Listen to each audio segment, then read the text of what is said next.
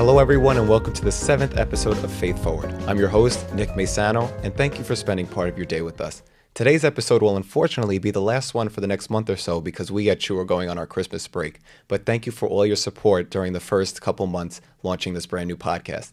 Today's guest is the perfect one to bring us into the break. A little bit about him: he is a sophomore at Sacred Heart studying accounting and management.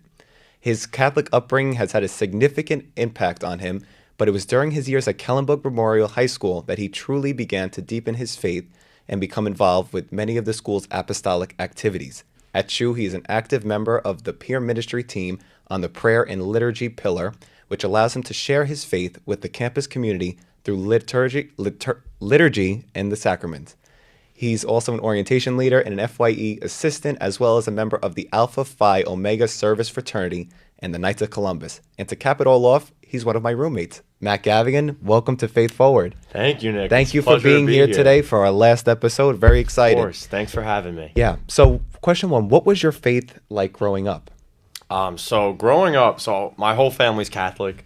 So growing up, I had that Catholic, exposure. Yeah. Like I went to Mass. I got the sacraments, my baptism, communion, confirmation, all of that.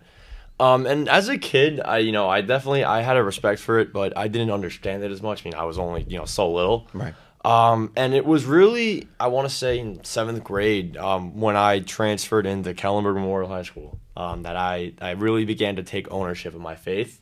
And then I got more involved, and I've had a lot of opportunities since then to express my faith and to share it with others. Right. Now, I've mentioned this before on this show, but Matt and I went to similar Catholic high schools on Long Island. I went to Chaminade, he went to Kellenberg. Right. And I've said before that going to Chaminade was so beneficial and necessary for my faith. So what did that do for your faith? 100%. So, both Kellenberg and Chaminade are run by the same brothers, which I think Right. is really cool. And even though the schools are very different, they're similar in that sense that they have that nurturing, faith environment. And I think what the most important part was for me was that it wasn't only the classroom education of, this is like what we believe, but also like putting that in action. Like they would bring us to Mass, to confession. We had all these opportunities, like real world experiences where I got to really practice my faith, not just learn about it. And even, in all of those experiences, we were told, this is to prepare you for life. And this is a lesson more important than like what we can teach you in the classroom. So yeah, I had a lot of great influences at that school, great experiences. I even got to go to Israel, Wow. Which was amazing. I got to see all like the holy sites, and all those experiences really had a profound impact on me, and they definitely shaped me into who I am today. Yeah, and I agree with you with how they kind of put our faith in action. Like I remember every month we had a Mass, Right. And while I was there, I became a Eucharistic minister, and we would go on retreats. You probably went on retreats too, right? They do for upstate, alumni. Yeah. All over the island. Yeah. So I love that, and I kind of miss it now, that I'm not there anymore. Absolutely. Yeah. So now you seem to be very busy around the campus. How do you make time for your faith, with everything you got going on? Right. So I will say it's definitely, because growing up, again, like I've always, my parents have told me always make time for Mass. Yeah. It's always been a part of my life. So I think for me, it's a little easier. But even I noticed when coming to Sacred Heart, it can be difficult because, no one's like, you don't have like my parents aren't around telling me, go to Mass. It's on you, and you take on a lot of accountability for yourself. And with that comes taking accountability for your faith. But I think just remembering that my faith is what keeps me grounded. I do get, overwhelmed sometimes, between classes. I do a couple jobs on campus. I'm involved in other extracurriculars, and it can be a lot sometimes, especially, around now with finals. Yeah. So just taking, even if it's, a few minutes just to step into adoration, to go to Mass, even just to sit in the chapel for 10 minutes and just talk to God, it really keeps me grounded and reminds me that, even if things are hectic, things are overwhelming, that there's a greater purpose to all of this, and that that God has a plan for me. And remembering that really helps me also enforce my faith, make sure that I stay on top of it. Yeah. When I came to college, I made like an agreement with myself, like I am going to go to Mass every Sunday because that's something that was kind of reinforced in my home as it was in yours. Exactly. And, you have to take accountability. And I agree with you. It does get hectic in college, and having these opportunities is very important. And it kind of makes me feel better, 100%. throughout the day.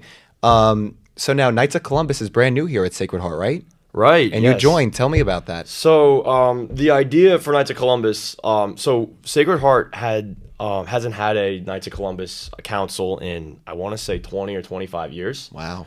So it's been a long time, but enough interest was garnered, and one of the professors, Professor Levy, came to Mass, and at the end he spoke about the Knights of Columbus interest group. And if anyone was interested, to go see him. So I thought, why not? Because this is something that I wanted to do. My dad's a member. So I thought I'll stop by after Mass at the info table. I signed up, and we started doing work with the local council here in Bridgeport. Okay. While we got approval from the university. Yeah. And thankfully, we actually got approved as a council through the Knights of Columbus and as a club through the school. So we'll be around more next semester. That's amazing. What are you guys going to do? So a lot of it's still up in the air. Okay. But we want to make sure that we're doing outreach. So the first thing we want to do is make sure that people know that we're here as a resource for them. That if anyone's interested in joining. And then after that, there's a lot of discussion about what we want to do, but we want to do fundraisers. We want to be able to foster community on campus and do outreach work if there's service opportunities with the council in Bridgeport, on campus. So we definitely, again, this is very early stage, and we're still, sorting a lot out, but we are really looking forward next semester to making an impact. Yeah, I'd love to campus. join too, but I'm sure it's very exciting to be a part of the beginning of this group, and hopefully it lasts for a Absolutely. very long time. Hopefully. Yeah. We're very hopeful. Yeah. Now, you're an accounting major and business, but you're also doing a Catholic Studies minor, right? Right, that's so what right. do you plan on doing with that? For me, the reason I originally took the minor, I was actually a double major originally. I was an Okay. accounting and theology double major. And the reason being is something that my grandparents have told me, even my father's told me, is that you should major in something that you want to pursue as a career, something that you'll do well in. And you also want to study something that interests you or something that you're passionate about. And for me, that's my faith. So I agreed when I came here, I was going to double major in accounting and theology. And for scheduling purposes, things panned out. So now I'm a management double major. Okay. But I'm still minoring in Catholic studies. And the reason being, and I don't plan to drop the minor anytime soon. I plan to, take as many Catholic courses as I can because it interests me. And I think it's important, especially in the world we live in today where there's so much, everything's so materialistic and focused on just getting from point A to point B. If we can slow down and take some time just to, focus on things that are, the bigger picture in life. And I think that's, right now I'm taking CIT and we talk about that a lot. Right. But just in general, those are lessons that you really, it's hard to learn those in the real world. And, there's an opportunity here and, I'm blessed to have it and to take it. So Right. And I think at every stage of our lives, we are busy and there's always excuses to, kind of put religion on the back burner. But it is so Exactly. important to keep it, at the front of your life. So now if you don't even go into teaching with using the Catholic Studies minor, do you think that it's beneficial for your faith? Do you think these classes are helping you deepen your faith? 100%. And a lot of the classes, they're centered around, how can we take what we're learning and apply this to our lives. Right. It's not just, like a historical study. I am taking some more historical classes. Like I did the history of the Gospels, Right. Which is very interesting. And even in that, we talked a lot about, what does this mean for us? Yeah. Because, even no matter how many classes you take of religion, of theology, it's really, no one's perfect, and I'm far from it. And just to educate myself on it, and how can I deepen my faith, get closer to God, which that's our ultimate goal, right? So even if it doesn't turn into a career for me or into a job, then at least I have that self betterment, and it helps me become a better Christian. Right, and you always have that knowledge that you learn here. So it's beneficial for 100%. you. So now tell me about your role on the peer ministry team. What do you do? What do you do with the pillar?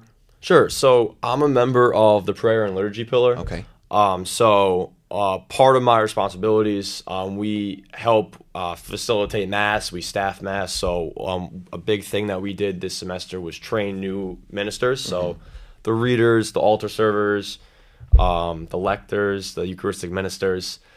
And another thing, I also forgot to mention, I do altar serve a lot. So I'm always up there, and it's something that I love to do. Yeah. And then on top of that, we plan a lot of liturgical services throughout the year. So we work on the Teja prayer services, which I love that service. I know it's so nice. Beautiful. For those of you who don't know, the Teja prayer service it's a candlelit service, and it's ecumenical, which means that you don't have to be Catholic. It's meant for people from all walks of life to come together and just reflect. And they have it in the chapel. They dim the lights, and it's just like repetitive chants. And it you would think like, oh, that gets redundant. Like that must not be that like soothing. That's kind of got to be jarring. But no, it really is. It's a great way to step back. And even though I'm there to help facilitate it, even just to stay and take that time is great. Right. So yeah, we do a lot with that, and a lot of the prayer services that we have throughout the semester. Wow, that's amazing. So now, as an orientation leader, you worked a lot with the incoming freshmen. Did any of them ever seek out or show interest in deepening their faith? And what advice would you give to someone who maybe wants to get involved or deepen their faith here? 100%. Part of my job with the orientation leader responsibilities is I co-teach 2 sections of FYE, which is like the first year experience class, and I meet one-on-one with all the students. And sometimes I'll ask them, is there anything that you're looking to get involved in, extracurricular wise? Any opportunities you're interested in?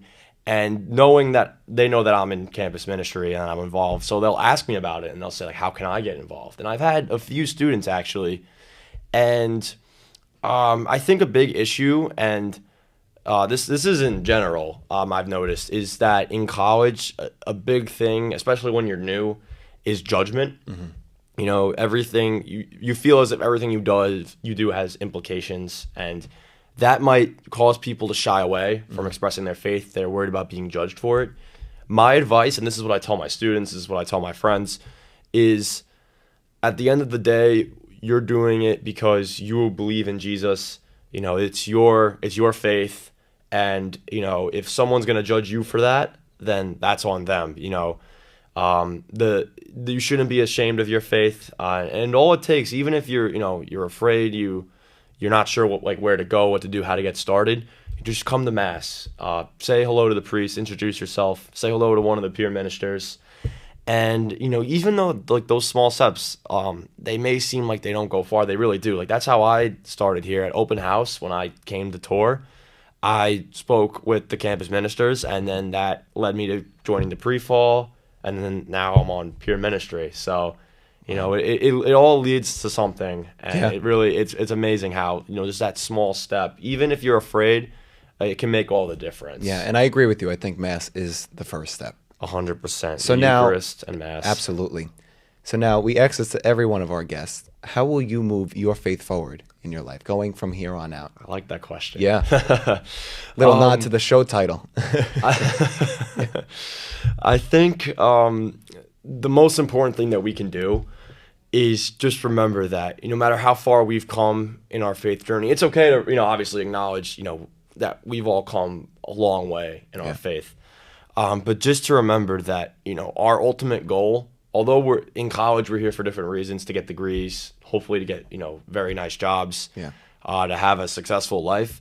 Our ultimate goal collectively should be to be with Jesus in heaven at the end of our lives. And I think to take my faith forward is just remembering that, and in everything that I say, everything that I do, whether it's, in the classroom, as a peer minister, as an orientation leader, even later on down the road, if I, in an accounting job, is to ask myself, what can I do, A, to deepen my own faith and strive towards heaven myself, and B, to help others get there. Yeah, that is great advice. And I agree with you because, You got to move it forward somehow. Exactly. You know, it's a marathon, not a sprint. Exactly. I like that. It's your faith, and it's not easy at times. It really Right. is. There's times in college, for a lot of people, is one of those times where it's very challenging. But just to remember that it's a marathon, not a sprint, and that even in those times of desperation, that God has a purpose for you. There's a light at the end of the tunnel, even if it doesn't seem like there is. Yeah, I love that. It's a marathon, not a sprint. I'm going to remember that. There you go. So, Matt, thank you so much for being here. Of course. Thanks again for having me. Yes. Blessed to be here. Oh, it's awesome. So that wraps up this episode of Faith Forward. Thank you again for tuning in this whole semester, these past couple months, and watching every episode. And there's going to be many more faith stories in the new year. For now, Merry Christmas, Happy New Year. And I want to thank Alex De La Teja and Matt Caliri in the back. Thank you guys so much for being here, producing this show. I want to thank you, Matt, again for being here. And we'll see you all in the new year. God bless. Sure.